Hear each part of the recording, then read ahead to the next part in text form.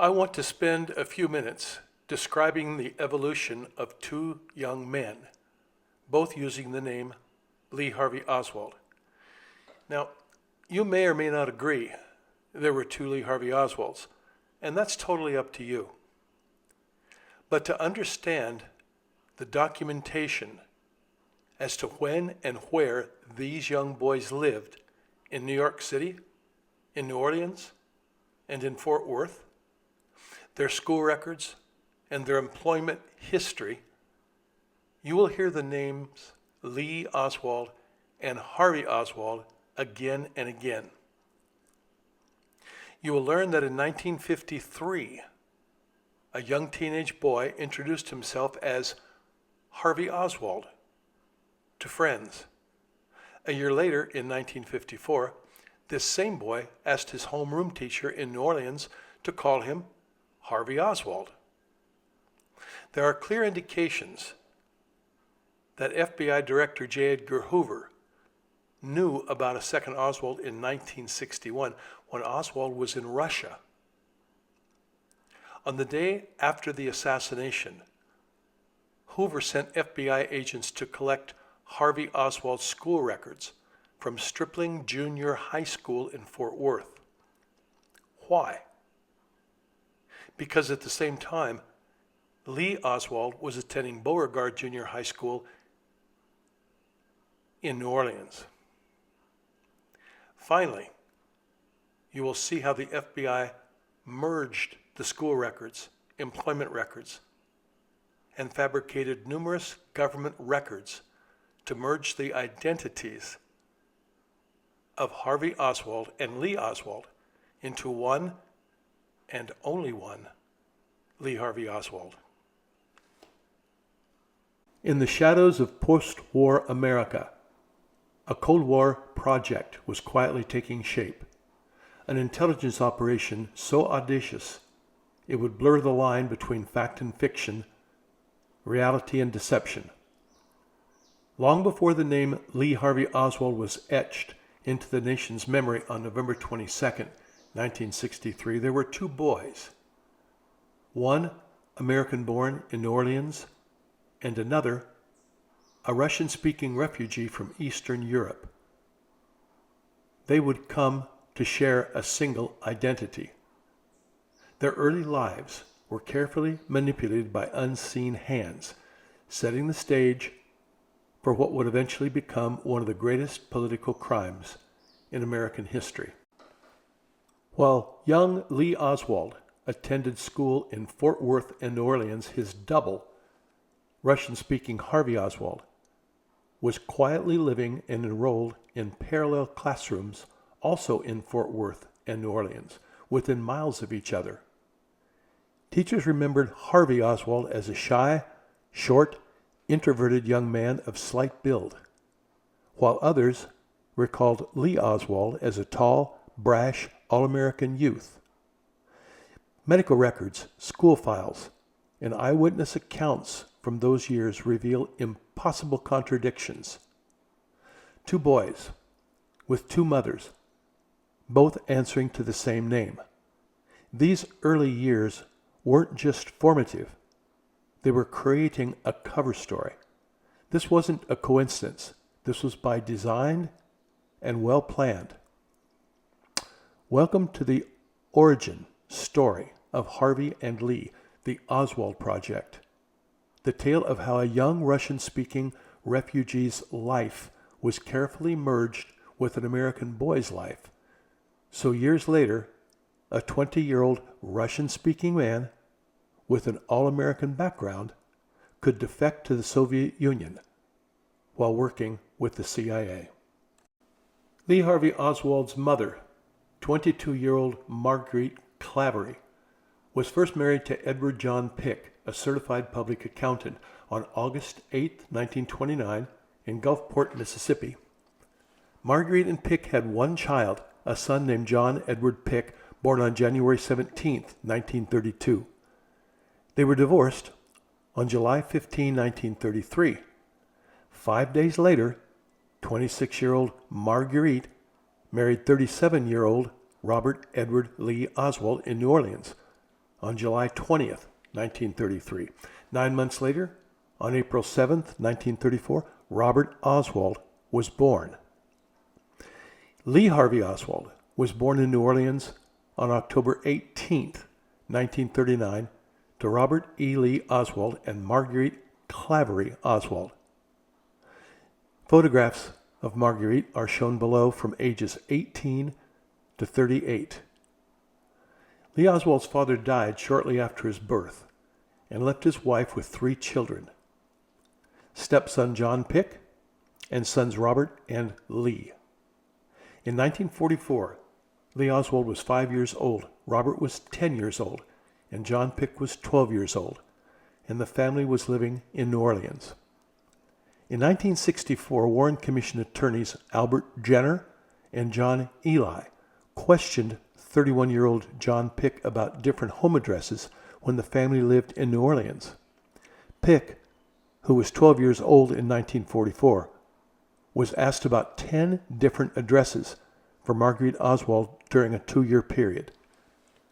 Pick, however, recalled only 2 of these addresses.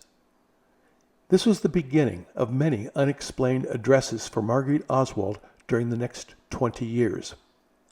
In June 1944, Marguerite Oswald left New Orleans and moved into a home that she purchased at 4801 Victor Street in Dallas, Texas. According to John Pick, there was an arrangement between his mother and her future husband, Edwin Ekdahl, that afforded her the opportunity to purchase this home, which was actually a duplex. On January 17, 1945, 5-year-old Lee Oswald had his tonsils removed. On February 1st, Marguerite wrote a letter to the Orphans Asylum in New Orleans and said, quote, "Mr. Ekdahl's work takes him from city to city. He was only in Dallas a few months when he was transferred to New York, then to Austin, now Fort Worth.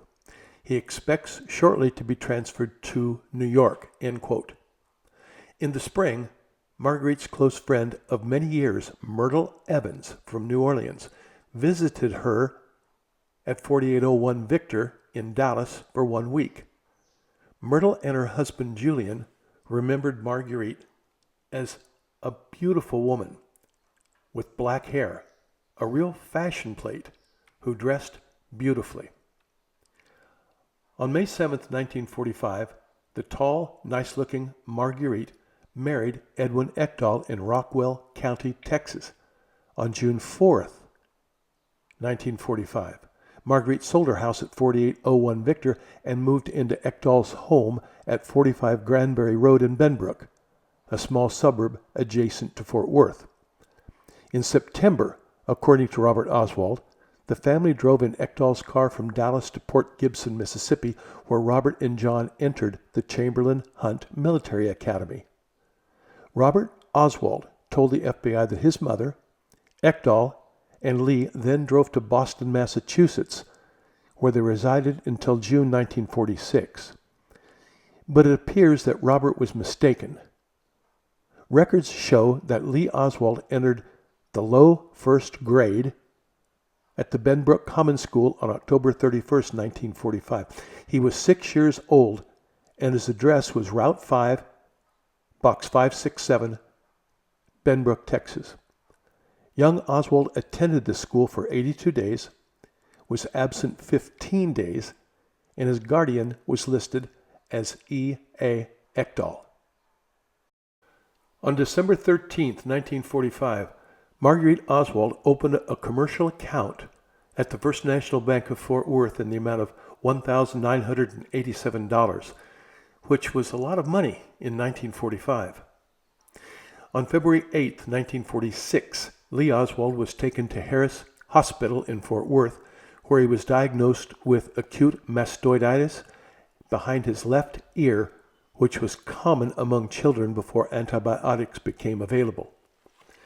A simple mastoidectomy was performed by Dr. C.E. Ball with no complications, and Oswald was discharged from the hospital on February 12. In April 1946, Marguerite Oswald wrote a letter to Chamberlain Hunt Academy and said, quote, "We are off on another trip.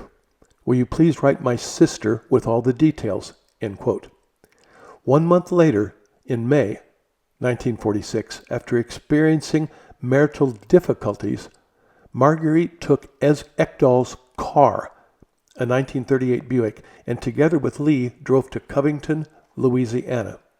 She rented an apartment from Mrs. Logan Magruder, 311 Vermont Street, who told the FBI that Marguerite Oswald and her son Lee rented from her for, quote, "about a year," end quote. Records of the Covington Grammar School show that on September 19, 1946, LEE Oswald was enrolled in Mrs. Hester Burns's first grade class. The Oswald family, Marguerite, John, Robert, Lee, spent the Christmas holidays of 1946 in New Orleans. While the Oswald family was living in Covington, Louisiana, May of 46 through January of 1947, Ekdahl's whereabouts are unknown. By the end of 1946, Ekdahl had rented an apartment on the upper floor of 1505 8th Avenue in Fort Worth and was apparently living there with another woman. In January 1947, Marguerite and Ekdahl ended their 8-month separation and decided to reunite. LEE Oswald left the Covington Grammar School on January 23, 1947, with a note, quote, "moving to Texas," end quote. Marguerite and Lee returned to Fort Worth and moved into Ekdahl's apartment at 1505 8th Avenue. 7-year-old Lee, shown above riding his tricycle, was enrolled at nearby Clayton Elementary School on January 27th in Lois Loamore's first grade class. While talking to a neighbor, Marguerite learned that an unknown woman had been living with Ekdahl while she was living in Covington, Louisiana. On February 1st, 1947, she confronted Ekdahl, accused him of infidelity, and threw a bottle at him. On March 17th, while arguing with her husband, Marguerite severely scratched him on his left arm and pounded on his chest. A few weeks later, on or about April 3rd, in another argument with Ekdahl, she threw a cookie jar at him. On May 9th, 1947, Marguerite threw a glass at Ekdahl, narrowly missed striking him on the head. On May 30th, 1947, LEE Oswald completed the first grade. His 2 older brothers returned home to Fort Worth from Chamberlain Hunt Military Academy, and the family spent the summer together in Fort Worth. John Pick told the Warren Commission that he got a summer job at the Tex Gold Ice Cream Parlor, 5 blocks south of the apartment, and he was soon promoted to assistant manager.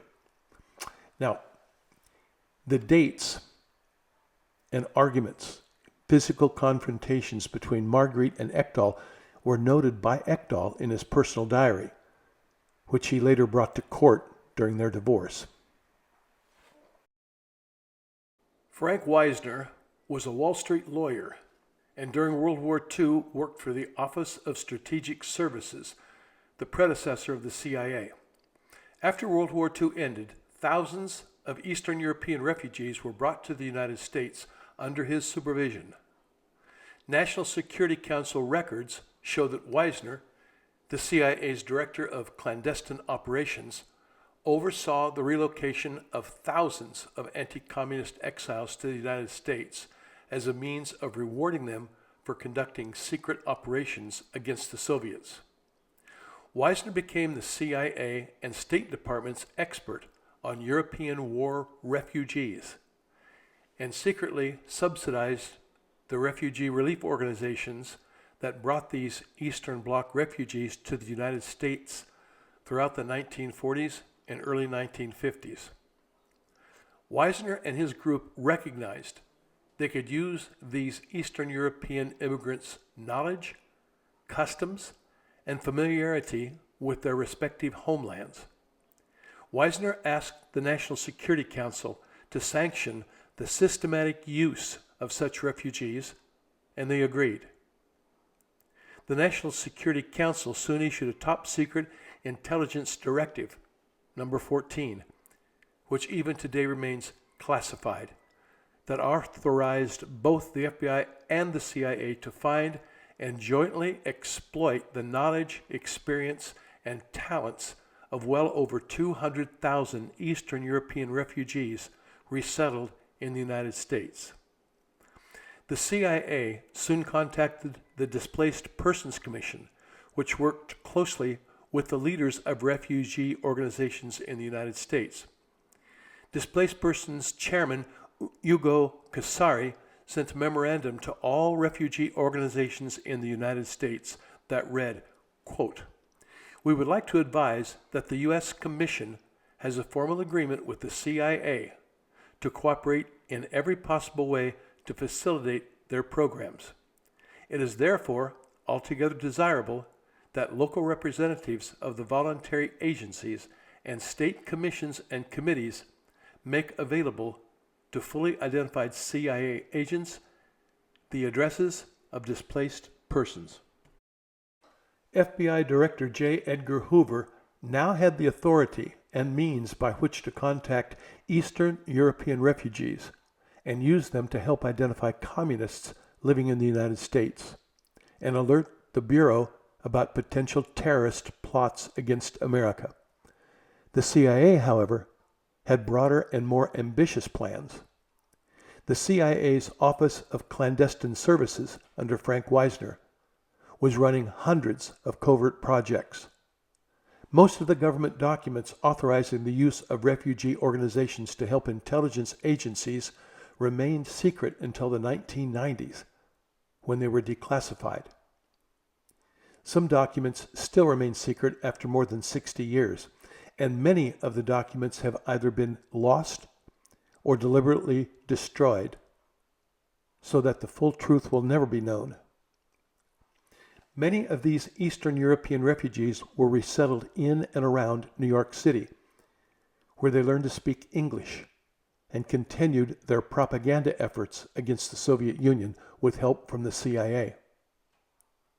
One of these refugees, a young boy, was given the name HARVEY Oswald, and along with his caretaker, a woman who was given the name Marguerite Oswald, may have been subjects of a CIA security file. In January 1953, the House Un-American Activities Committee office in New York had a file on Marguerite Oswald. This file contained references to 1941, Nazis, New Jersey, and was eventually discovered in a CIA Office of Security file. In 1995, the Assassination Records Review Board requested this file, which obviously contained background information related to a Marguerite Oswald, but their request was denied. Following the assassination of President Kennedy, a Mrs. Jack Tippit of Westport, Connecticut, telephoned the FBI and said that she had just received a phone call from an unknown foreign woman. This woman asked if she, Mrs. Tippit, was related to police officer J.D. Tippit, who was killed in Dallas. The unknown foreign woman said that she knew Oswald's father and Oswald's uncle, who were from Hungary, and said they used to live near 77th and 2nd Avenue in Yorkville, New York City. They were unemployed and spent all of their time on communist activities. The unknown woman could not have known Lee Oswald's real father, Robert Edward Lee Oswald, who died on August 19, 1939 in New Orleans, 2 months before Lee Oswald was born. But she could have known HARVEY Oswald's father, who Mrs. Tippit said was from Hungary and lived near 77th and 2nd Avenue in Yorkville, where many Eastern European refugees were then living. We should remember Dr. Renatus Hartog's description of HARVEY Oswald while he was in the youth house in 1953. Hartog said, quote, "He, 13-year-old HARVEY Oswald, had an underfed look, reminiscent of the starved children I had seen in concentration camps. If Harvey Oswald's father and uncle were from Hungary, it is likely that Harvey Oswald's native language was Hungarian and Russian. After the Soviet Union annexed Eastern Bloc countries, those countries were required to teach Russian language in all schools. This would explain Harvey Oswald's proficiency in the Russian language, his ability to pass a Russian language exam at age 19, and his familiarity with communism. Now, in the early 1950s, J. Edgar Hoover and the FBI were fanatic in their efforts to identify and prosecute communists. The FBI was so successful in infiltrating communist and subversive organizations that they often had more undercover FBI agents and informants posing as members than there were actual members. In addition, many legitimate members of these organizations became paid government informants. The woman who telephoned Mrs. Tippit may have thought Oswald's father and uncle were communists, but it is far more likely they were working as paid undercover informants for the United States government, either for the FBI or the CIA. The unidentified foreign woman said she had two names to give to Mrs. Tippit and mentioned the name Weinstock, the editor of Woman's World. She also mentioned the name Emil Cardos and said something about a brother-in-law before ending the conversation. The unidentified woman with a foreign accent could have said Workers' World instead of Woman's World. Workers' World was the newspaper of the Workers' World Party, which separated from the Socialist Workers' Party in 1957. The man referred to as Emil Cardos was almost certainly Emil Gardos, a well-known Hungarian-American communist active in New York City. The brother-in-law was Fred Blair, chairman of the Wisconsin Communist Party and the brother of Emil Gardos's wife, Grace Blair Gardos. All of these people, no doubt, had substantial FBI files. In the early 1950s, Louis Weinstock was head of the Communist Party in New York City and one of 25 people arrested and indicted by Robert Kennedy for failing to register as a communist.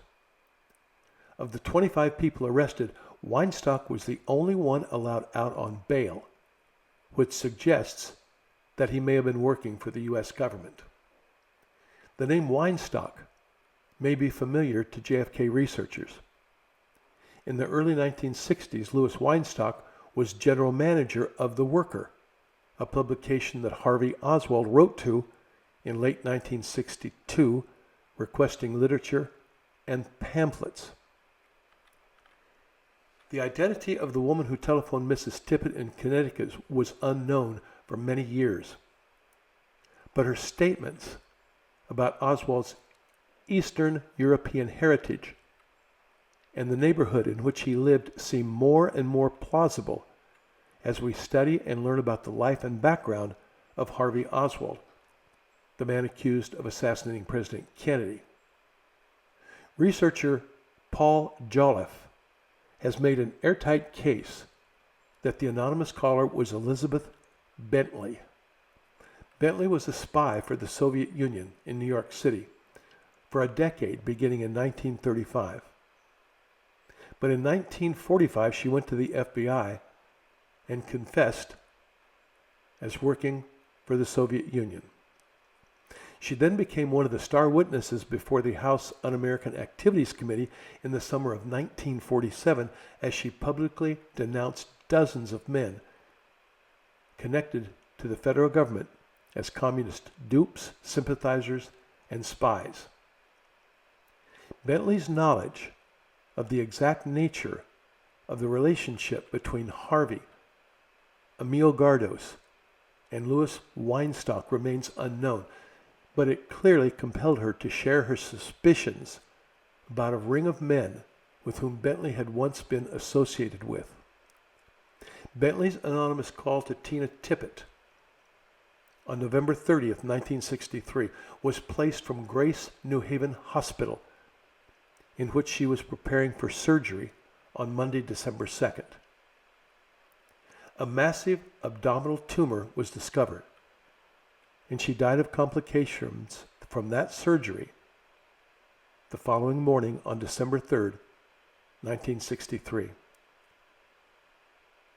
Now, why young LEE Oswald, a citizen born in New Orleans in 1939, was chosen to share his identity with foreign-born HARVEY Oswald is unknown. In the author's opinion, the secret covert plan for two young boys to share the same identity began either when Marguerite Clavery Oswald was working for the Navy in World War II or during her relationship marriage with Edwin Ekdahl, or perhaps both. This was the beginning of the CIA's Oswald Project, which, according to CIA James Wilcott, was codenamed RX-ZIM. This project was created for the purpose of merging the identities of young foreign-speaking people from Eastern Bloc countries with American youths of similar age. The foreign-speaking youths would learn English while living in the United States and, when young adults, act as interpreters and translators of their native languages. If recruited and trained by the military or a U.S. intelligence agency, these young adults could then return to their home countries and spy on behalf of the United States government. The CIA has retained the services of professors and academics at schools throughout the United States for many years. These people acted as covert spotters, and their roles was to identify, assess, and casually question their students for the purpose of recommending those young people who might prove useful to the CIA in the future. For reasons that may never be known, LEE Oswald was chosen and likely sent to New York City in the fall of 1952 to begin the process of sharing his identity with a Russian-speaking boy from Eastern Europe who was given the name HARVEY Oswald. 7 years later, this 18-year-old young man who read, wrote, and spoke near perfect Russian, as well as English, would assume the identity of LEE HARVEY Oswald and, quote, defect to the Soviet Union. In the summer of 1947, Marguerite Clavery Ekdahl Oswald and her son Lee were living in the upstairs apartment at 1505 8th Avenue in Fort Worth. In the summer, John Pick worked at Walgreens for a few weeks and then began work at the Tex Gold ice cream parlor. This store was located at 1920 8th Avenue, 4 blocks south of 1505 8th Avenue. By the end of the summer, 15-year-old Pick was promoted to assistant manager. On July 7th, 1947, Tarrant County land records show that Marguerite C. Ekdahl purchased a home at 101 San Saba in Benbrook, Texas, a suburb of Fort Worth. That summer, Georgia Bell and her husband Walter were building their home directly across the street when a Mrs. Oswald and her young son moved into 101 San Saba. This is the first known appearance of the Marguerite Oswald impostor and young HARVEY Oswald, and it occurred at the same time Marguerite Clavery Oswald, Ekdahl, and her family were living with Edwin Ekdahl at 1505 8th Avenue in Fort Worth. When I met Georgia Bell, she was still living at 100 San Saba, continuously since 1947. I had a copy of the FBI's interview of Georgia Bell, wherein she said the Oswalds lived across the street at 101 San Saba in 1948. After reading the interview, Georgia said, quote, "That's not what I told this man. I told him the Oswalds lived across the street in 1947, not 1948. I then asked Georgia why she was so sure the year was 1947. Georgia said, because Walter and I built this house in 1947. Longtime JFK researcher Jack White and I visited Georgia Bell at her home in Benbrook on 2 occasions. Georgia, who lived at 100 San Saba for more than 50 years, remembered buying groceries for the short, fat Mrs. Oswald, taking her to the store, and remembered that the young boy played with neighborhood children. Georgia said, quote, Mrs. Oswald often wore a white nurse's uniform, did not have a car, and was not a very nice person. End quote. Georgia remembered, quote, a neighbor, Lucille Hubbard, drove Mrs. Oswald to pick up some clothes from another house when she got a job as a nurse. End quote. Mrs. Hubbard said that Marguerite had furniture and lots of clothes stored at this house, which was located across from Stripling School. Now that's important. 1947, across from the Stripling Junior High School. We shall soon see that this was almost certainly the same house in which 14-year-old Harvey and Marguerite were living in the fall of 1954, when Harvey was attending Stripling Junior High. This was also the house where the short, fat Marguerite Oswald imposter was living on November 22nd, when President Kennedy was assassinated. 2220 Thomas Place in Fort Worth. I showed Georgia a photo of the Marguerite Oswald imposter standing in front of a kitchen sink. Georgia said, quote, that's her, short and fat, just like I remember her. She was not a very nice person, end quote. I then showed Georgia a photo of tall, nice-looking Marguerite Oswald standing next to Edwin Ekdahl on their wedding day in 1945, taken only 2 years before Georgia met Mrs. Oswald. Georgia replied, quote, I don't know who that is, end quote.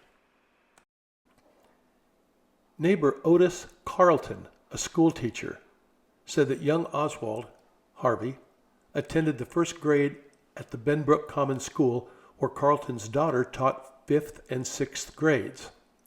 At the same time, LEE Oswald was enrolled at the Lily Clayton Elementary School, 5 blocks west of Ekdahl's apartment in Fort Worth. During the summer of 1947, John, Robert, and LEE Oswald were living at 1505 8th Avenue with their mother and Mr. Ekdahl. Mr. Ekdahl was supposedly having an affair with another woman. One day, Marguerite telephoned Ekdahl's office to advise that Mr. Ekdahl's return from an out-of-town trip would be delayed for 3 or 4 days. The secretary, however, told Marguerite, quote, Mr. Ekdahl is not in. He has gone out to lunch, end quote. John Pick told the Warren Commission, quote, yes, sir, this is still during the summer. My mother had strong suspicions that Mr. Ekdahl was seeing another woman, and she was following him. She knew where the woman lived. So one night, Marvin, Goldie, Sammy, my mother, and I all piled into this young couple's car, went over to these apartments, and Sammy acted as a messenger and knocked on the door and said, quote, telegram for this woman, whoever she was. I don't remember the name of the woman. When she opened the door, my mother pushed her way in.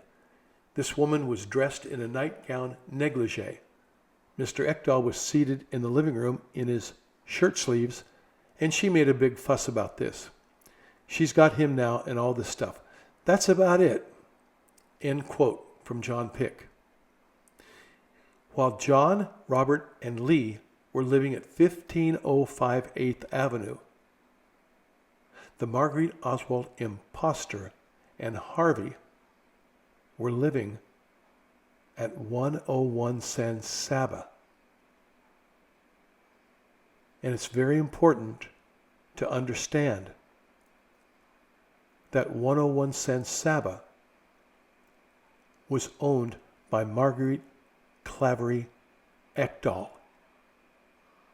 And the Marguerite Oswald impostor was living in that house for 6 months, while Marguerite Claverie Ekdahl was living at 1505 8th Avenue in Fort Worth, 7 miles away. Now, following the assassination of President Kennedy, the FBI conducted a background search on Edwin Ekdahl. The FBI report states, quote, "Records do not indicate where Ekdahl worked from 1943 to 1953. That's 10 years. The company was Ebasco Services, who said they would not be able to furnish this information. At that time, Ebasco was helping with construction of an electrical generation facility in the Soviet Union. In September 1947, 7-year-old LEE Oswald, living at 1505 8th Avenue, enrolled in the 2nd grade at Lily Clayton Elementary School in Fort Worth, while John and Robert returned to the Chamberlain Hunt Academy in Port Gibson, Mississippi. Young Harvey Oswald and his caretaker mother were living at 100 San Saba in Benbrook. Georgia Bell said the Oswalds moved from 101 San Saba around Thanksgiving 1947, and then a family named Charbonneau moved in.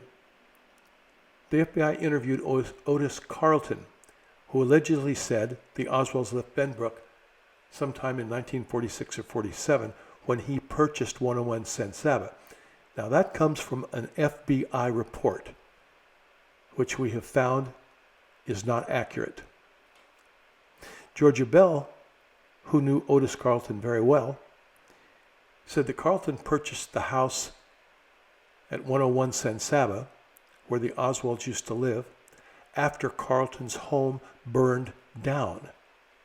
Tarrant County land records show that Carlton did not purchase 101 San Saba until November 6th, 1951. Now, there's a Mr. Cartwright, a supervisor with the Benbrook Water Department, recalled that the Oswalds lived in the house next door to where the water department eventually located. So, 41-year-old Marguerite Claverie Oswald separated from 53-year-old Edwin Ekdahl in March of 1948. Marguerite Claverie Oswald and LEE Oswald left 1505 8th Avenue and moved to 3300 Willing Street in Fort Worth. On March 18, LEE Oswald transferred from Lily Clayton Elementary and began attending George Clark Elementary School. When John, Pick, and Robert returned from Chamberlain Hunt to Fort Worth in June 1948, Pick's mother and brother were living at 3300 Willing Street. Now, unfortunately, neither the FBI nor the Warren Commission interviewed Mrs. Ora Winfrey, the landlord of 3300 Willing, to determine the exact dates of the Oswald's residence. After Marguerite and Ekdahl's divorce was final, on June 24, 1948, Pick said they moved to a little house in Benbrook, probably 101 San Saba, in July and August 1948. Now, in September, Marguerite Claverie and her family moved to 7408 Ewing Street in Fort Worth. Life at 7408 Ewing was the longest period of stability in LEE Oswald's young life. He completed grades 3 through 6 was given several IQ tests which averaged 102, and was described by his friends as well-built, husky, and the tallest kid in class. Remembered by former classmates Philip Anderson, Frank Norwood, Joe Skiles, Nancy Kuklas, and other classmates. Robert Oswald attended Stripling Junior High, then high school, and joined the Marines in July 1952. John Pick attended high school and in early 1950 joined the Coast Guard and moved to New York City. Georgia Bell said that after Otis Carlton's home burned down in 1951, he purchased and moved into 101 San Saba. Tarrant County land records show that on November 6, 1951, Marguerite Clavery Oswald sold 101 San Saba to Otis Carlton. Now, in 1951, when Carlton purchased 101 San Saba, Marguerite Clavery Oswald had been living at 7408 Ewing in Fort Worth with her 3 sons for the past 3 years.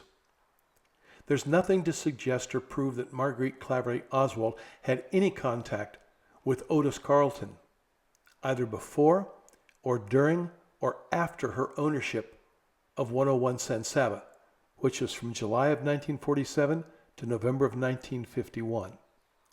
So, Carlton did not have contact with Marguerite Clavery Oswald, but he had contact with the Marguerite Oswald imposter. 9 days after selling 101 San Saba, Marguerite Clavery Oswald purchased a small home at 4833 Birchman in Fort Worth. She rented this property for a year and a half and then sold it on April 27, 1953, while she was living in New York City. The Warren Commission supposedly researched all of the addresses where the Oswald family lived and the properties owned by Mrs. Oswald, but for some unknown reason, they never reported or intentionally failed to report that Mrs. Oswald owned 4833 Birchman. The summer and fall of 1947 is the earliest known confirmation that 2 different Oswald families were living at 2 different locations at the same time. John Pick told the Warren Commission that in the summer of 1947, he was living with his mother at 1505 8th Avenue in Fort Worth and working at the Tex Gold ice cream store. Now, Robert Oswald discussed his family matters in detail during his Warren Commission testimony. But when Robert was asked about the summer of 1947, Commission member Allen Dulles, former director of the CIA, asked for an adjournment. Dulles was likely concerned that Robert, like John Pick, would confirm that his family was living at 1505 8th Avenue during the summer of 1947, which would conflict with the second Oswald family living at 101 San Saba at the same time. Dulles' request for an adjournment strongly suggests that Dulles had intimate, detailed knowledge about the backgrounds of Harvey and Lee. When Robert Oswald's testimony resumed, he was questioned about events that occurred beginning in the fall of 1948. No further questions were asked about the summer of 1947. Now, the FBI had a problem with the Marguerite Oswald imposter living at 101 San Saba in Benbrook, while at the same time, the owner of that property, Marguerite Clavery Ekdahl, was living at 1505 8th Avenue. In an FBI interview with the Marguerite Oswald imposter, she allegedly said that on one occasion, while living at 101 San Saba, she insisted or demanded that Carlton buy her house, which she said Carlton agreed to do. But this conversation never happened because the woman interviewed by the FBI, the short, heavyset Marguerite Oswald imposter, never owned this property.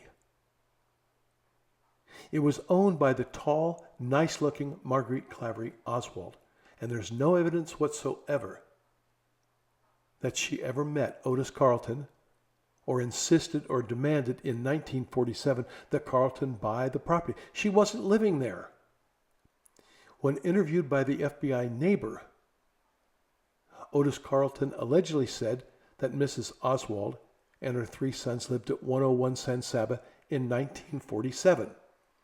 But we know that's not true. They were living at 1505 8th Avenue.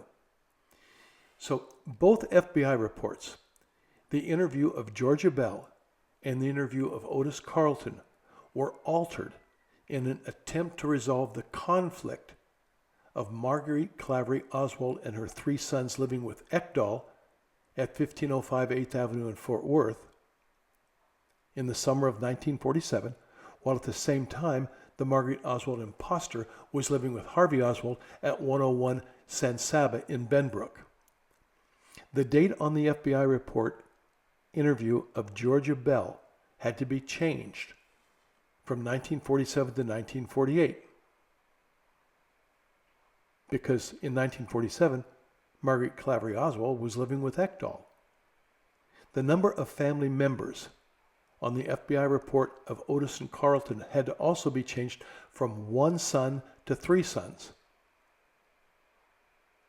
Because in 1947, the Marguerite Oswald imposter and her 1 son, Harvey, were living at 101 San Saba. The FBI report interview of the Marguerite Oswald imposter, wherein she allegedly insisted that Carlton purchase her property, was an attempt to confirm that she and her family members had contact with Otis Carlton. But just check with Tarrant County land records. Carlton did not purchase this house in 1947 as alleged in the FBI interview. Carlton purchased this property from Marguerite Claverie Oswald on November 6, 1951. 4 years after the FBI's alleged conversation between Mrs. Oswald and Otis Carlton took place. In July 1952, Robert Oswald joined the Marines. A month later, on August 20th, Marguerite Claverie Oswald sold her home at 7408 Ewing in Fort Worth and drove her 1948 Dodge to New York City with Lee. She and Lee moved in with John Pick and his wife, Marge, in an apartment on 92nd Street in Manhattan that was previously occupied by Marge's mother, Mrs. Mary Furman. Mrs. Furman was then living with her sister in Virginia. This was the first of 3 occasions when John Pick would have personal contact with his brother, Lee Oswald, while in New York City. John Pick told the Warren Commission that his mother enrolled Lee Oswald in a school between 89th and 90th Street and between 2nd and 3rd Avenue in Manhattan, only a couple of blocks from the Pick apartment. Now, I have questions about Pick's supposed testimony. I checked with the New York Historical Society, and they have no records of a junior high school between 89th and 90th and between 2nd and 3rd Avenue in Manhattan. So let's just say I question the location that the Warren Commission allegedly received from John Pick about the location of this school. All right. Pick told the Warren Commission that his brother, Lee, did not like the school because Negroes were allowed to attend with white children. An understandable attitude for a Southern boy and Southern-raised Lee Oswald in the early 1950s. The FBI never gave any school records from a school near the Pick apartment to the Warren Commission because these records would conflict with HARVEY Oswald attending the Trinity Lutheran School in the Bronx, at the same time. The Warren Commission knew about a school near the Pick apartment from the testimony of John Pick, but never attempted to locate or secure any records from any school in Manhattan, which is curious.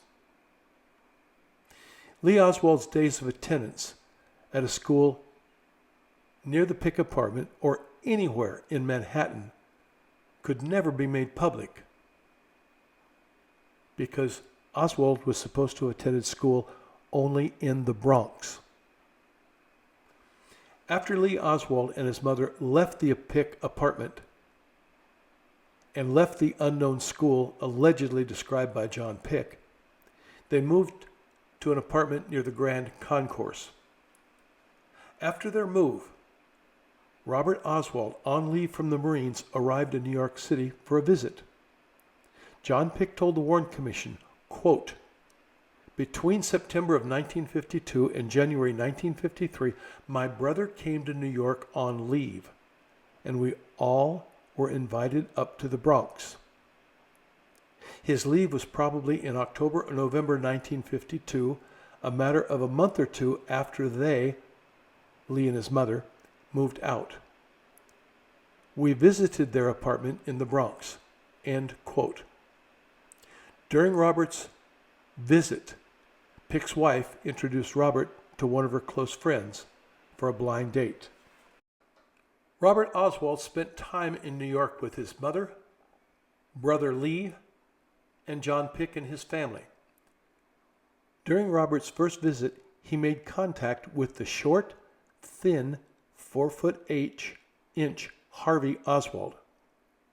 We don't know the extent of their activities, but we know that Robert took a photograph of HARVEY Oswald at the Bronx Zoo that appeared in Life magazine. On this photograph is a handwritten notation, 1952. Warren Commission attorney Albert Jenner asked Robert Oswald, quote, "Did you have occasion during that period to take any photographs, snapshots of Lee?" End quote. Robert replied, quote, "I certainly can identify the one appearing in Life. Yes, sir, I did." End quote. When John Pick testified before the Warren Commission in 1964, he was asked to identify several photographs of Lee Harvey Oswald. When John Pick was shown a photo of Oswald taken in 1952 at the Bronx Zoo, he said, quote, "Sir, from that photo I could not recognize that is Lee Harvey Oswald." End quote. Commission Attorney Albert Jenner responded to Pick's answer by restating the question, quote, "That young fellow is shown there. He doesn't look like you recall Lee looked in 1952 and 1953 when you saw him in New York City?" End quote. John Pick replied, quote, "No, sir." End quote.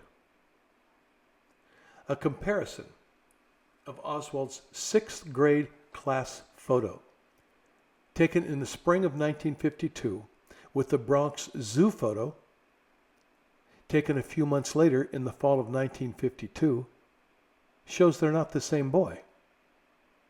I showed the Bronx Zoo photo of Oswald to several of Oswald's 6th grade classmates from Fort Worth, and they all agreed the young man in this photo was not the Lee Oswald from their classroom.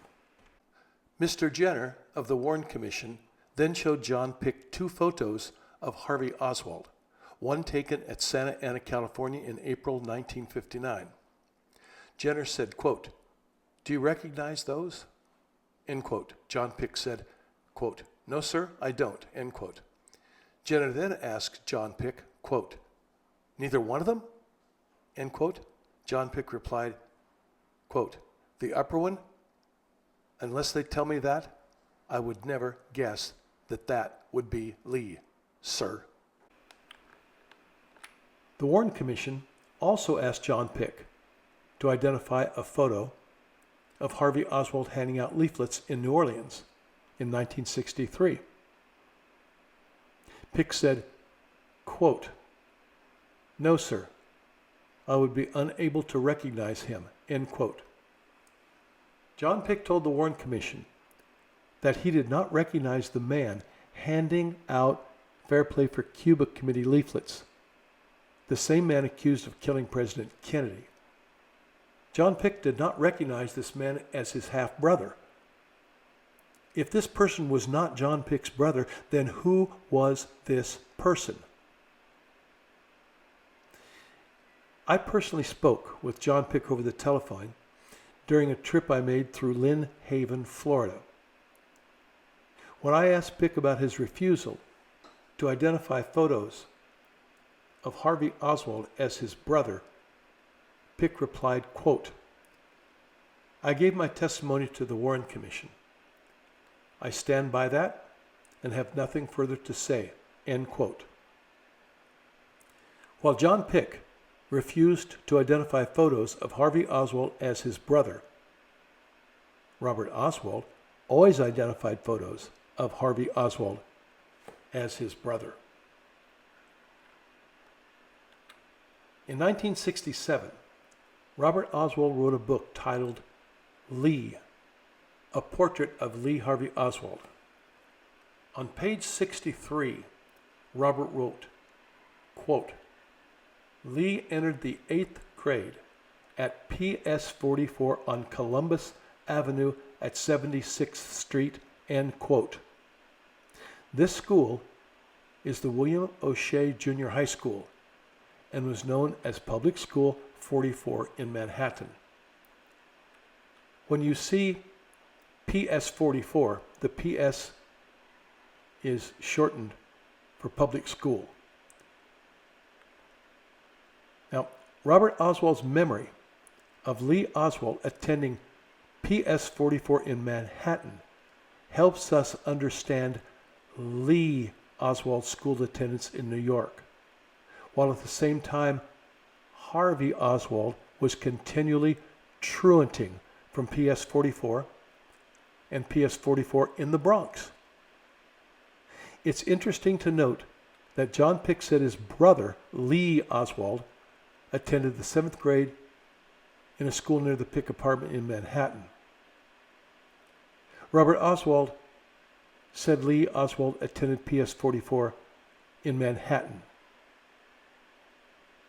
But the FBI only gave the Warren Commission school records for HARVEY Oswald's attendance at Public School 117 and Public School 44 in the Bronx. There's no doubt that Lee Oswald attended a school in Manhattan. According to John Pick and according to Robert Oswald, Lee Oswald attended PS 44 in Manhattan. Now, what happened to these school records for John Pick and Robert Oswald's brother for two different schools in Manhattan? It is important to understand that both brothers, John Pick and Robert Oswald, are talking about their brother Lee Oswald attending schools in Manhattan and not about HARVEY, who is continually truanting in the Bronx.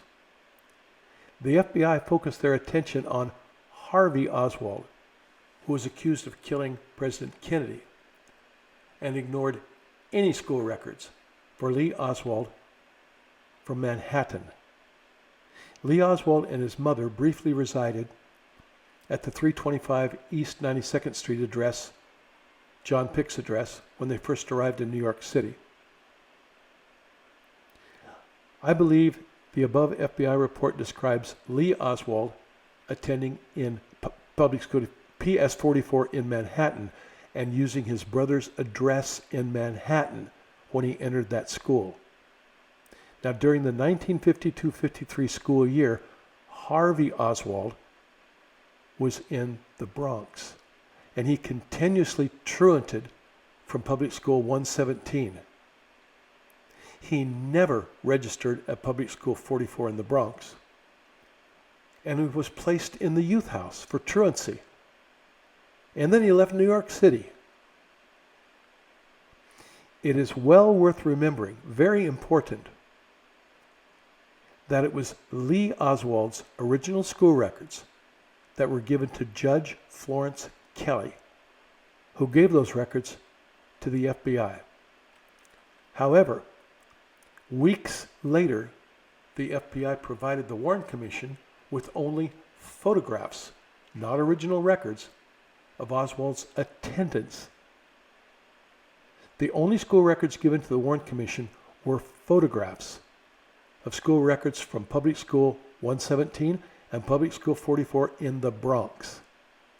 There were no school records given to the Warren Commission from Manhattan. It is also worth explaining to researchers that there are 5 Public School 44s in New York City, Public School 44 in Manhattan, a Public School 44 in the Bronx, a Public School 44 in Staten Island, a Public School 44 in Brooklyn, and a Public School 44 in Queens. Multiple junior high schools in New York City, all identified as Public School 44. How convenient to place LEE Oswald at Public School 44 in Manhattan, while at the same time placing HARVEY Oswald at a different Public School 44 in the Bronx. And how utterly confusing for researchers and historians who might try to untangle and understand LEE Harvey Oswald's attendance at PS 44 in New York City. The FBI and Warren Commission ignored the testimony of John Pick and Robert Oswald, who both said their brother attended 1 or 2 junior highs in Manhattan. The FBI, after receiving Oswald's school records from Judge Florence Kelly, provided the Warren Commission with photographs of PS 44 Bronx school records, which also showed Oswald's attendance at the Trinity Evangelical School and PS 117 in the Bronx, 7 or 8 miles from the Pick's apartment in the Bronx. Mrs. Dorrit Wolfe remembered Oswald as one of her 7th grade students at PS 117 in the fall semester 1952. Mrs. Wolfe described young Oswald as a very intelligent young boy who was very small, introverted, slightly deaf, and who constantly truanted. This was HARVEY Oswald, not the tall, husky, boisterous LEE Oswald, who was likely attending junior high school in Manhattan at the same time. FBI photographs show that HARVEY Oswald attended only 15 days of school at Public School 117, while truanting 47 days in the fall semester of 1952. Mrs. Wolfe remembered writing, quote, reams of letters to school counselors requesting help for young Oswald. Now, HARVEY Oswald first lived with his caretaker mother at 1455 Sheraton in the Bronx from September through December 1952. That was in School District 117. In January 1953, they moved to an apartment 3C at 825 East 179th Street, also in the Bronx, which was 3 blocks from the Bronx Zoo. HARVEY Oswald constantly truanted, while LEE Oswald's attendance at a school in Manhattan was very good. Now, the spring semester of 1953. In January 1953, 13-year-old LEE Oswald began the last half of his 7th grade year at Public School 44 in Manhattan. In January 1953, HARVEY Oswald and his caretaker mother moved from 1455 Sheridan to 179th Street, and young Harvey was automatically transferred from Public School 117 to Public School 44 in the Bronx.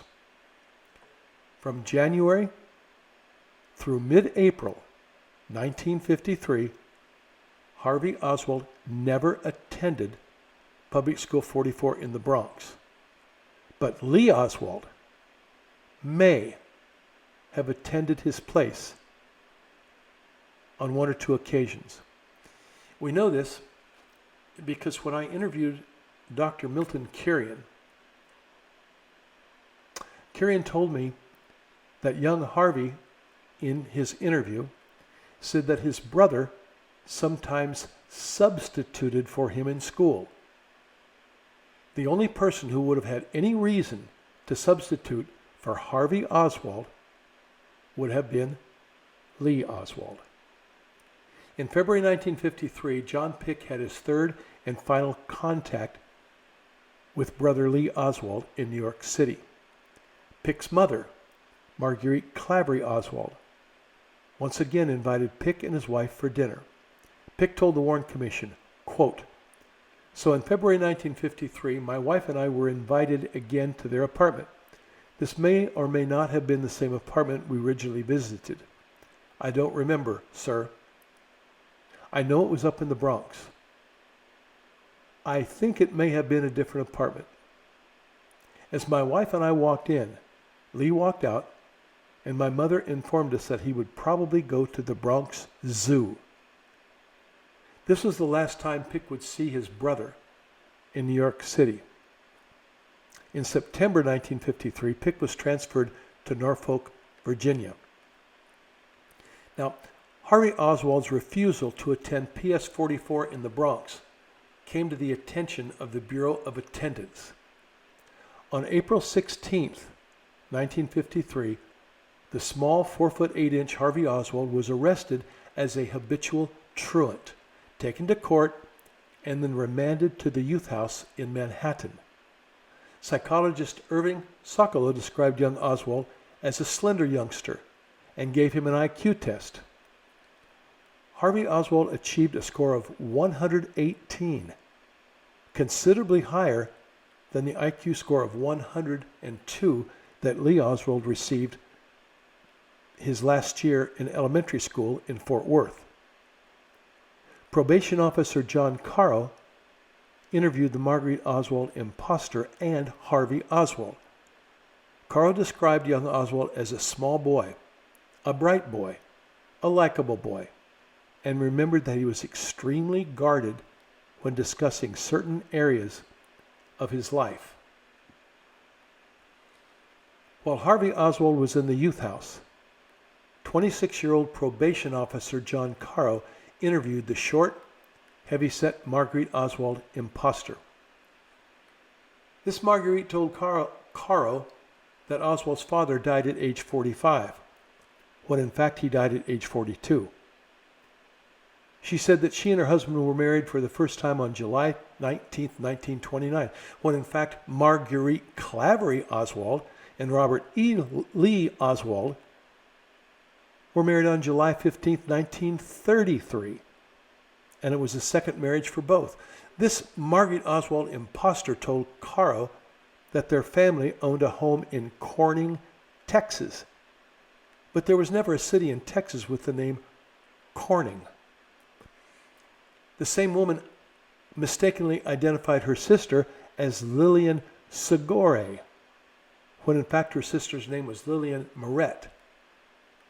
This imposter told Caro that her son was baptized at the Trinity Lutheran Church, but LEE Oswald was baptized at the Redeemer Lutheran Church in New Orleans. When asked if her former husband was right or left-handed, the Marguerite Oswald imposter said, quote, "I don't remember, sir," end quote. These are just a few of the errors made by the Marguerite Oswald imposter during her interview with probation officer John Caro. But she made many, many more errors, as we shall see. A probation officer at the youth house was uncertain how to prepare a written report about 13-year-old Harvey Oswald for an upcoming court appearance.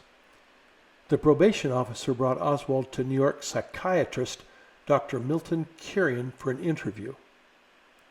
Dr. Kurian did not know the name of the probation officer when I interviewed him, but Dr. Kurian described him as, quote, a young man, light black in color, end quote, who was puzzled by the material that he had.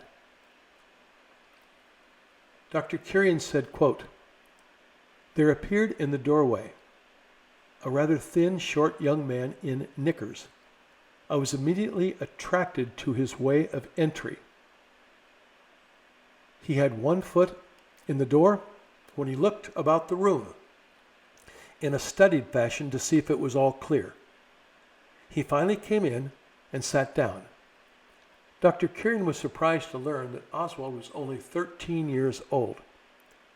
Dr. Kurian said, quote, he appeared quite small for his age and stood no more than 4'6" or 4'8". He was very quiet and introverted. He spoke of having several stepfathers, and I was informed that his mother had 5 marriages. So far as the truancy was concerned, he had no motivation to go to school, and part of this lack of attachment to school was due to the fact that his family moved many times and he lost interest in having friends. I've always been about 5'7" tall. This young man came to my chest, maybe 4'8" tall. I thought this individual was much more disturbed than others paid attention to. I have never seen a child so paranoid. He looked like an abandoned child who has not had the opportunity to develop himself, to free himself from interaction with adequate parents. He was full of anger and frustration, and he was distrustful, and I felt much in need of further review of therapy. End quote. The interview between Harvey Oswald and Dr. Kurian lasted about 45 minutes. On April 19, 1998, Dr. Kurian wrote me a letter. In the letter,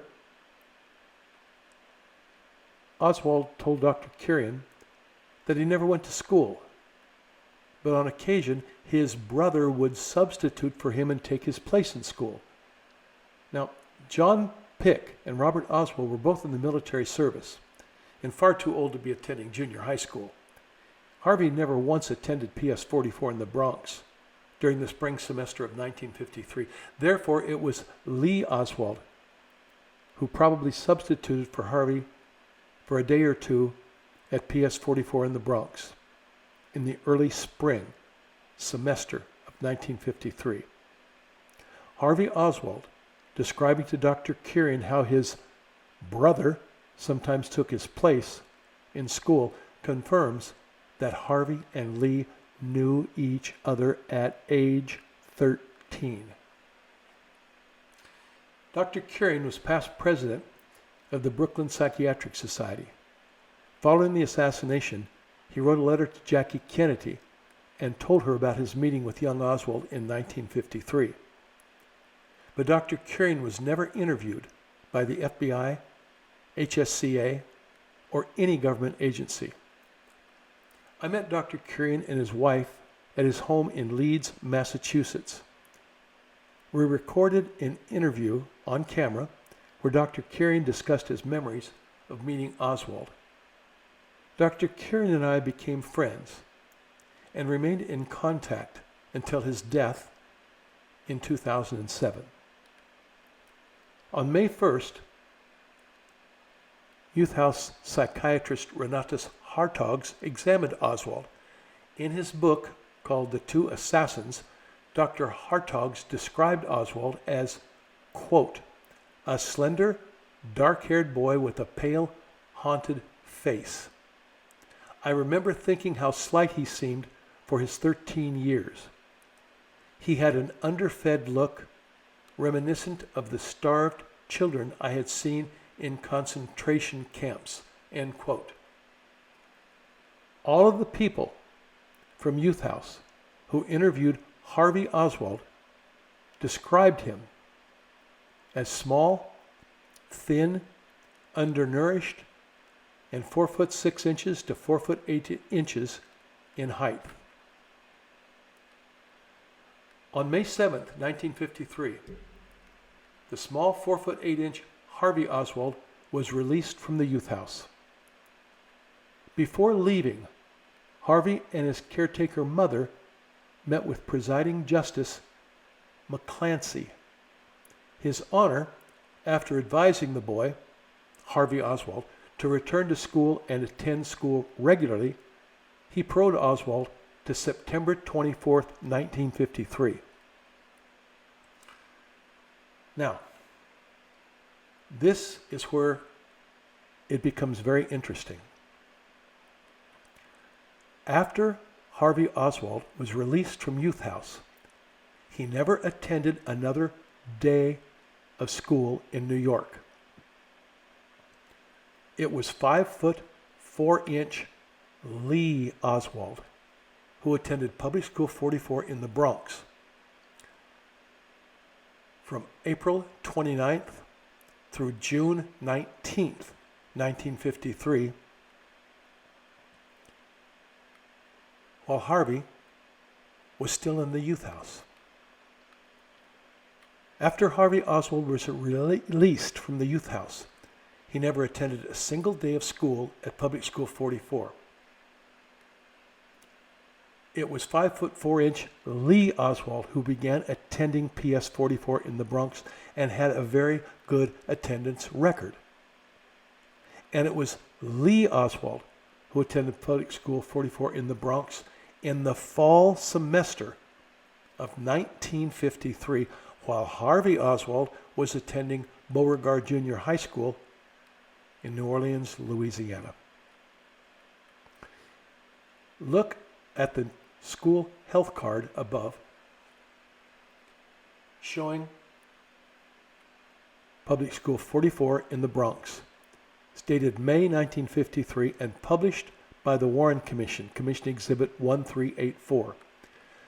LEE Oswald's height was recorded as 5 foot 4 1/2 inches and his weight as 114 pounds.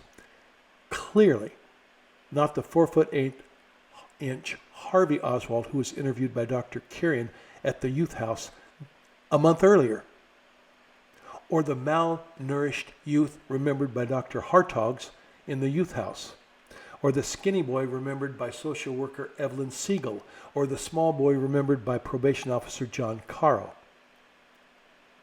It was the tall, husky LEE Oswald who began attending PS 44 in the Bronx in the late spring semester of 1953. A school progress report on Oswald was prepared by Irene Taub, the principal of Public School 44 in the Bronx. This report, sent to the Children's Court, stated that Oswald's attendance at PS 44 Bronx was from May 5th through June 19th, 1953, for a total of 38 school days. For the month of May, the school progress report shows 16 school days, which is 14 1/2 days of attendance and 1 absence, for a total of 16 days, with Oswald's first day of school shown as May 5. However, from May 5 through May 31st, there are 19 school days, not 16.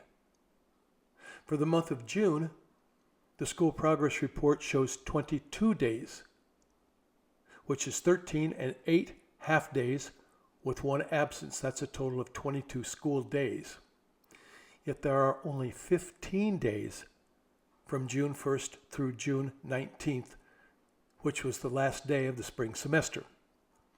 Principal Taub reported a total of 38 school days of attendance for Oswald, which does not correspond at all to Oswald's first day of attendance on May 5th.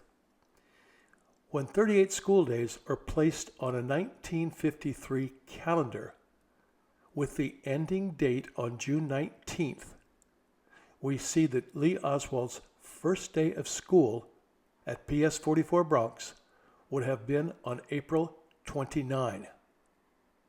Now, Principal Taub's progress report shows that LEE Oswald's first day of attendance at PS 44 was April 29. This is worth noting because HARVEY Oswald was not discharged from the youth house until May 7th. After HARVEY Oswald was released from youth house on May 7th, 1953, Harvey and his caretaker, the Marguerite Oswald impostor, were still living at 825 East 179th Street in the Bronx. Louise Robertson told the FBI that she worked for Marguerite Oswald 2 or 3 days a week in the summer of 1953 as a housekeeper for about 6 weeks. Mrs. Oswald told Louise that she had brought her son to New York so that he could have mental tests performed at the Jacobi Hospital. Could young HARVEY Oswald, instead of truanting, have been spending some of his days at the Jacobi Hospital? Mrs. Robertson told the FBI that Mrs. Oswald and her son left New York City in the summer of 1953, but she did not know where they had gone. On January 4th, 1964, the New York Times wrote about Oswald's release from the youth house. They reported, quote, "Shortly afterward, after the youth house, Mrs. Oswald and her son returned to New Orleans, where he entered the 8th grade," end quote. The New York Times was only partially correct.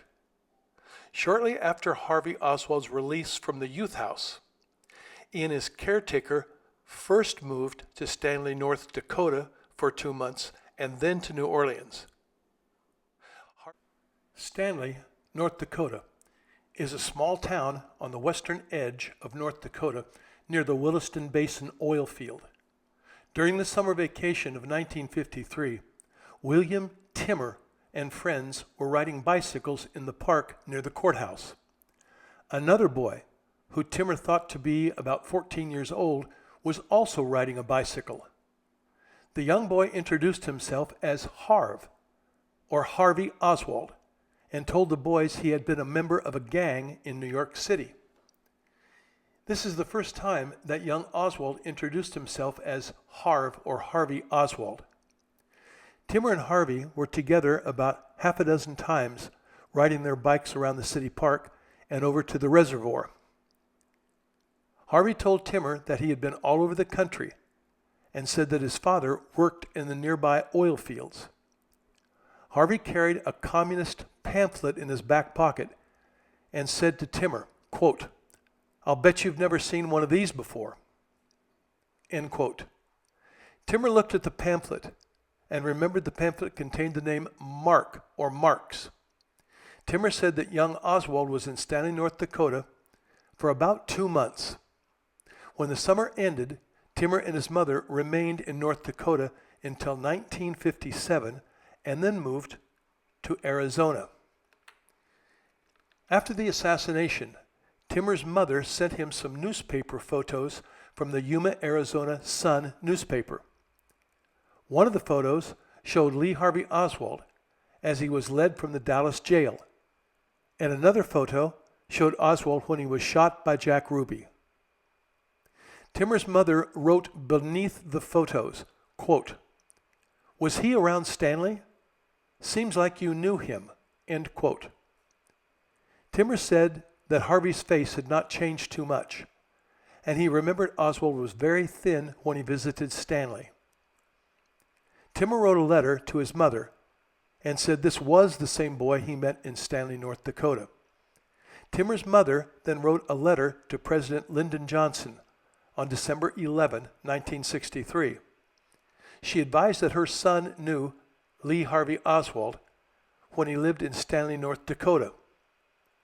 Mrs. Cole's letter was given to the Secret Service, who turned the letter over to the FBI. The FBI then sent agents to interview Timmer and to interview Timmer's mother.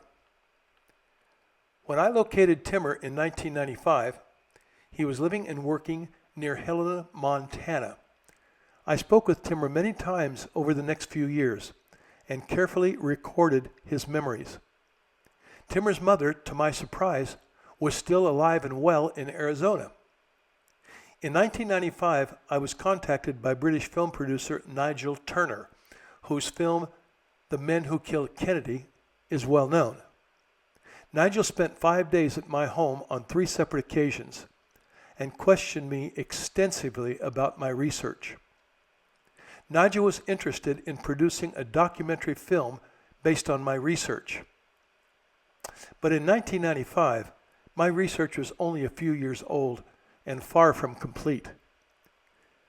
When I told Nigel that I thought his proposed documentary of 2 Oswalds was premature, he politely requested my permission to interview some of the witnesses I had located.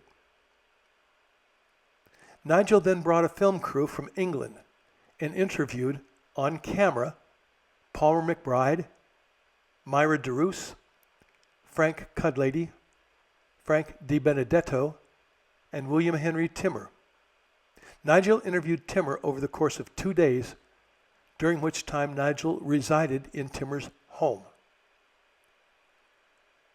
After Harvey Oswald and his caretaker mother left New York City, Lee and his mother moved into their former apartment 3C on 179th Street. Lana Greenberg was 12 years old when she met 13-year-old LEE Oswald in the spring of 1953. Lana lived in apartment 1C and occasionally walked to school with Oswald and remembered him as a loner. Their small apartments were only a few blocks from the Bronx Zoo. In the fall of 1953, Harvey Oswald enrolled at Bogard Junior High in New Orleans. His caretaker mother gave their address as 809 French Street, the home of Margaret Clavery Oswald's sister, Lillian Moret. Harvey Oswald was enrolled as a part-time student in the 8th grade, but was not assigned a home room. The Warren Commission published Harvey Oswald's 8th grade school record at Beauregard for the small semester of 1953. On page 817 of volume 22 in the Warren volumes, there's a copy of Oswald's cumulative school record at Beauregard. The first row, highlighted in yellow, is the fall semester of 1953 and shows that 13-year-old Harvey Oswald attended a general science class, a physical education class, and attended 89 days of school with only 1 absence. The 3 blue arrows show the last half of the 8th grade, the spring semester, when Harvey Oswald became a full-time student at Beauregard. The 3rd blue line shows the end of the spring semester of the 8th grade during the 1953-54 school year. In the fall of 1953, with Harvey Oswald and his caretaker living in New Orleans, LEE Oswald entered the 8th grade at Public School 44 in the Bronx on September 14th. LEE Oswald's height was listed on his 8th grade health card at 5 foot 4 inches and published by the Warren Commission, Exhibit 1384. At the same time, also in September 1953, 4 foot 8 inch Harvey Oswald entered the 8th grade at Beauregard Junior High School. In the spring of 1953, the 4 foot 8 inch Harvey Oswald and his short, heavy-set caretaker mother had appeared before the court with probation officer John Caro on several occasions. 3 months later, LEE Harvey Oswald and his mother were due in court on September 24th. But if 5 foot 4 inch LEE Oswald and his tall, nice-looking mother appeared in court, either a judge or probation officer John Caro would immediately know these were not the same people they interviewed 3 months earlier. LEE Oswald's mother, Marguerite Oswald, had to find a solution to this problem. On September 14th, 1953, with HARVEY Oswald attending school in New Orleans, LEE Oswald entered the 9th grade at Public School 44 in the Bronx. Lee was due in court on September 24th, but his mother called probation officer Caro and said that she would not be able to appear in court. With Justice Fogarty presiding, LEE Oswald was paroled to October 29, 1953. On the morning of October 29, Lee's mother again called probation officer Caro and said that she would not be able to appear in court. Caro notified Judge Sisher, who was presiding, and he continued LEE Oswald on parole until November 19th for a placement hearing.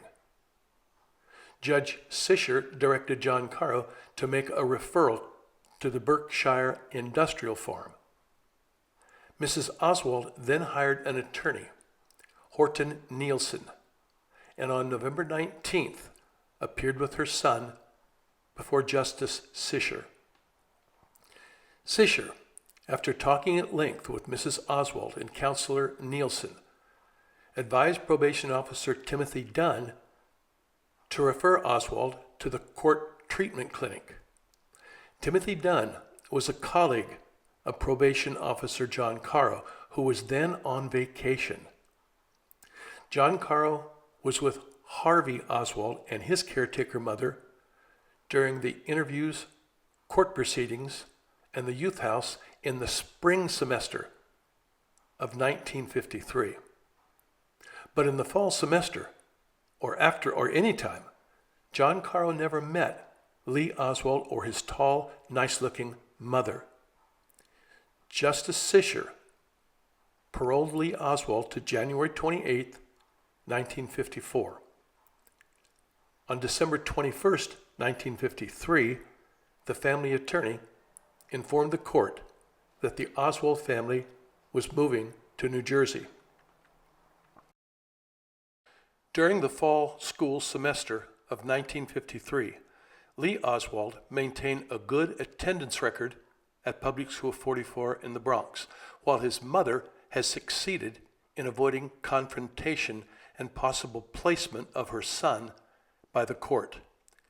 According to the Board of Education, Oswald's last day of attendance at Public School 44 Bronx was January 12, 1954.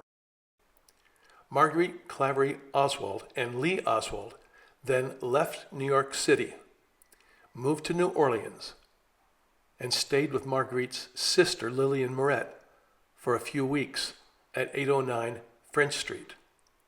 At the same time, HARVEY Oswald and his caretaker mother were living in a small apartment at 126 Exchange in the French Quarter. Some of the most confusing documents published by the Warren Commission were LEE Oswald's school records in New York. All JFK researchers know about Oswald's chronic truancy at PS 117 when he attended only 15 of 62 days in the school in the fall of 1952. In early 1953, Oswald was moved to a different school district and supposedly entered Public School 44 in the Bronx on March 23rd. HARVEY Oswald, however, never attended Public School 44 in the Bronx and was soon arrested for truancy. On April 16th, HARVEY Oswald appeared before a judge and was remanded to the youth house on May 7th.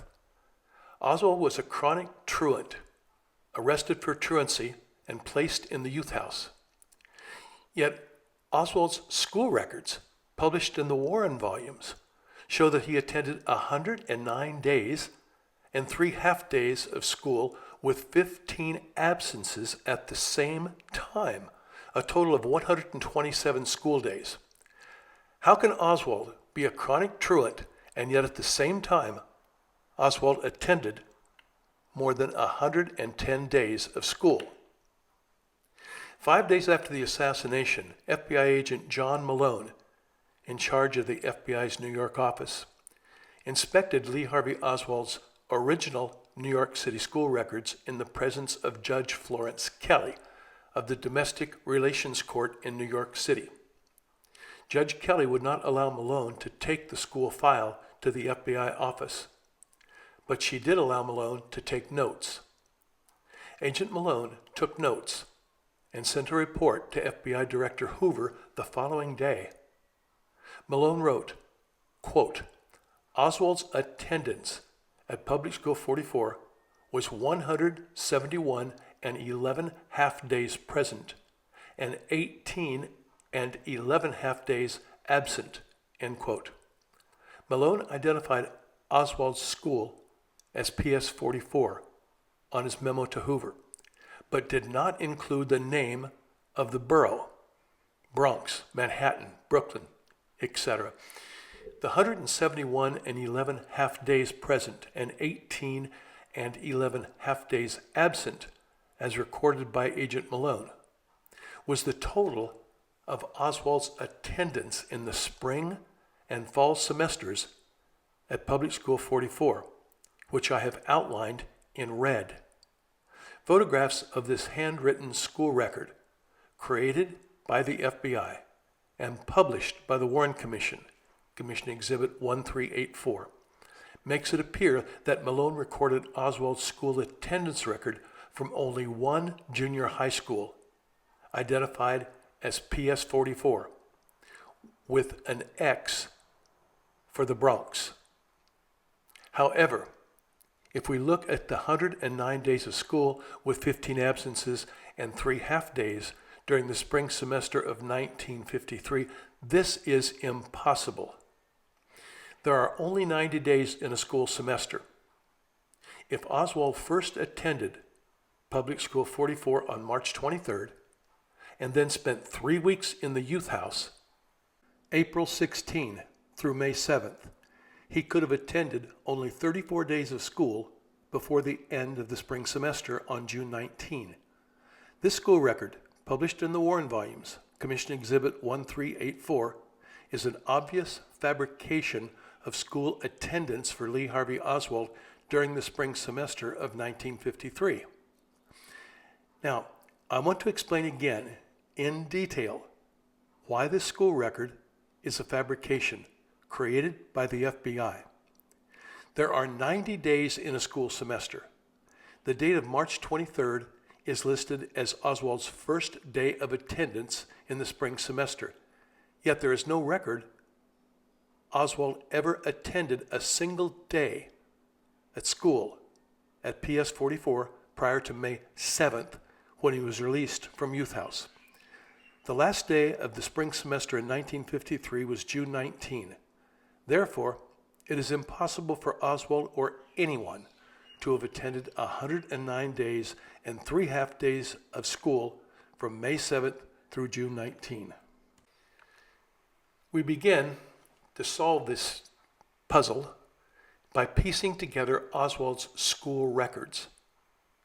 John Pick told the Warren Commission that his brother, Lee Oswald, attended a school near the Pick apartment in the fall semester of 1952. But neither the FBI nor the Warren Commission bothered to locate any school records from Manhattan. We don't know the number of days that Lee Oswald attended this school, or what school he attended. So we offer a guess, just a guess, of 3 weeks, or 15 days of school attendance during the fall semester of 1952. Both the fall semester and the spring semesters are each 90 days. The next thing is to pinpoint the days of Oswald's attendance at PS 44 after he was released from the youth house. By looking at Oswald's health record, we see that it was 5'4" Lee Oswald who attended 34 days of school at PS 44 in the Bronx from May 5th to June 19, 1953. We then place the 1952 and 1953 calendars side by side. The 1952 calendar on the left shows LEE Oswald's attendance of 15 days at a school near the Pick apartment in the fall of 1952. Look at the blue lines. The 1953 calendar on the right shows LEE Oswald's attendance at Public School 44 in the Bronx in the spring semester of 1953. Again, look at the blue lines. We must now ask where John Pick's brother, LEE Oswald, attended school after he left the Pick apartment. Look at the green line. FBI agent John Malone recorded 127 school days for Oswald at PS 44 and sent this information to FBI Director Hoover the following day. I believe that Agent Malone reviewed not one, but two separate school records for Public School 44 in Judge Kelly's file. One record was for PS 44 in the Bronx, and the other record was for PS 44 in Manhattan. It appears these are the only school records in Judge Kelly's file from which Malone advised Hoover of Oswald's school attendance. I believe the 109 days of attendance, 15 days absent and 3 half-days absent as recorded by FBI agent John Malone on Commission Exhibit 1384 were school days for LEE Oswald at Public School 44 in Manhattan, the school which Robert Oswald said his brother attended. After LEE Oswald left the Pick apartment, he enrolled at PS 44 in Manhattan. Look at the green line. He used Pick's address as his home address. 127 days later, LEE Oswald transferred from Public School 44 in Manhattan to Public School 44 in the Bronx on May 5th, 1953, where he attended 34 days of school. Again, look at 1953, the blue lines. LEE Oswald's school attendance for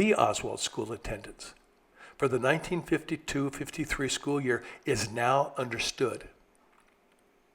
The last entry recorded by FBI agent Malone on Commission Exhibit 1384 was 62 and 8 half-days of attendance with 1 absence, which was LEE Oswald's attendance at Public School 44 in the Bronx for the fall of 1953. We are fortunate to have what appears to be, in my opinion, probably the most important school record published in the Warren volumes. This is an original cumulative school record for LEE Oswald, not Harvey, LEE Oswald from Public School 44, published by the Warren Commission. A cumulative record is a continuous record of a student's academic, attendance, personal, and health information throughout their school years. This particular cumulative record is unique among Oswald's New York school records because it is one of the original and complete school attendance records for LEE Oswald in New York. This is the original cumulative school record for LEE Oswald and only LEE Oswald. It appears to be original, with no indications of fabrication. What first caught my attention were the 2 columns that I have outlined in blue. The first column shows the date of September 13th, 1953 as LEE Oswald's first day of attendance at Public School 44. But September 13th is on a Sunday, and obviously Oswald's first day of attendance was on Monday, September 14th. The first column shows LEE Oswald's attendance at PS 44 in the fall semester of 1953 in the Bronx. The second column, outlined in blue, is early January 1954. On the right side of this column is a handwritten notation that reads, quote, moved to New Orleans on January 12, 1954, end quote. When we look at the bottom of this cumulative record, we see LEE Oswald's attendance of 62 days at PS 44 in the Bronx from September 14th through January 12th, 1953, which are the total days in both blue columns shown above. LEE Oswald's attendance of 62 days is the same number of days as recorded by FBI agent John Malone and shown on Commission Exhibit 1384, Oswald School Record. Outlined in purple is LEE Oswald's attendance of 36 days at Public School 44 in the Bronx in the spring semester of 1953.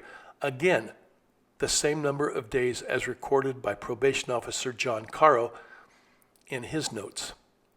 Outlined in red is LEE Oswald's attendance of 124 and 3/2 days, 127 days total, during the 1952-53 school year.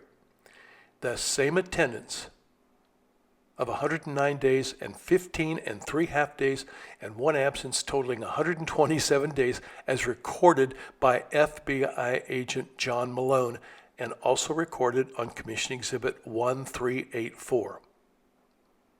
The days of attendance on LEE Oswald's school record and on Warrant Commission Exhibit 1384 and the days that appear on this cumulative record for LEE Oswald are the same.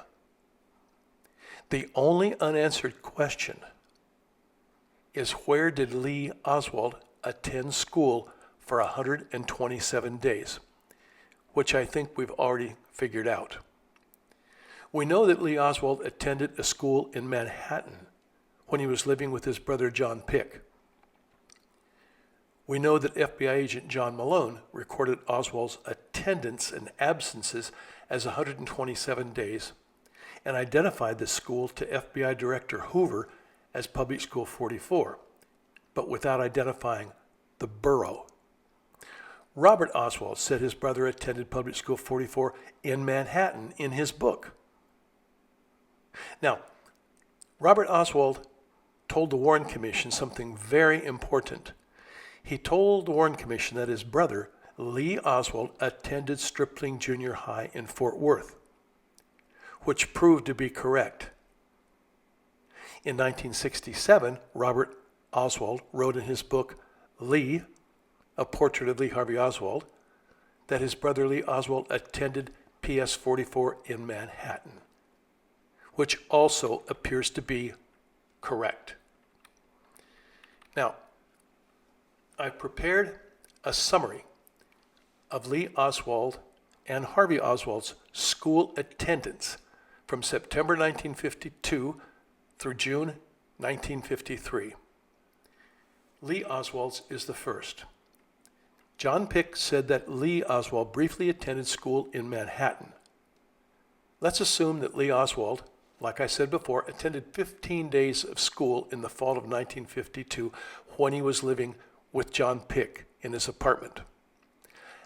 After Lee and his mother left the Pick apartment, Lee attended PS 44 in Manhattan for 127 school days, as recorded by FBI agent John Malone, and also appears on Commission Exhibit 1384. Harvey Oswald was released from the youth house on May 7th, but it was LEE Oswald who transferred from Public School 44 in Manhattan to Public School 44 in the Bronx to attend 38 days of school at PS 44 in the Bronx from May 5 to June 19th, spring semester 1953. When you add the 15 days and the 127 days and the 38 days together, you have a total of 180 school days during the 1952-53 school year. The summary of Harvey Oswald school attendance from September 1952 through June 1953 is pretty well known. The Trinity Evangelical School in the Bronx. Harvey Oswald enrolled on September 8, 1952. Public School 117 in the Bronx. Harvey Oswald attended September 30th through January 16th, but he attended only 15 of 62 school days. Public School 44 in the Bronx. No attendance. Chronic truancy. Never attended a single day. Youth House, April 16th to May 7th, 1953. After Harvey Oswald was released from the Youth House, he never attended school in New York again. We now know that the summary page of Oswald's New York school records, identified as Commission Exhibit 1384 and published by the Warren Commission, is an FBI fabrication. Before this summary page was given to the Warren Commission, it was created by simply piecing together LEE Oswald's attendance at Ridgely West Elementary School in Fort Worth, Harvey Oswald's attendance at Trinity Lutheran School, Harvey Oswald's attendance at Public School 117 in the Bronx, LEE Oswald's attendance at Public School 44 in Manhattan, the 1952-53 school year, and LEE Oswald's attendance at Public School 44 in May 1953, and then from September through December at PS 44 in the Bronx. The FBI then photographed their fabricated summary record and gave only photographs to the Warren Commission. Combining Harvey Oswald and LEE Oswald's New York City school records gave the appearance that one person, only one person, Lee Harvey Oswald, attended schools in New York City.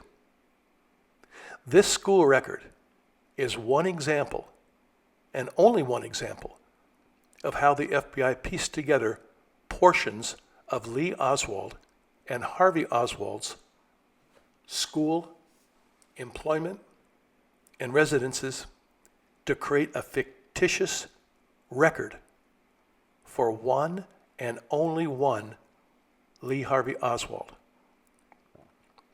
All original New York City school records disappeared while in FBI custody, and all that remains in the Warren volumes and the National Archives are photographic copies.